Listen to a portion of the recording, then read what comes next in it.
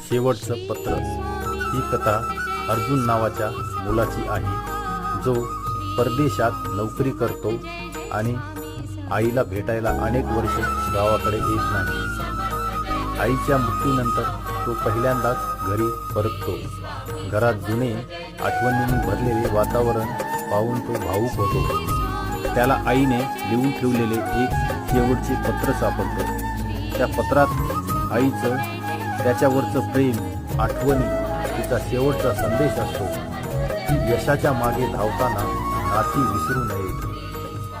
कथा शेवटी त्या पत्राच्या वाचनातून अर्जुनाच्या मनात आईबद्दल प्रेम जागं होतं आणि तो भावनांनी ओथंबून शांतपणे म्हणतो, आई मी आलो।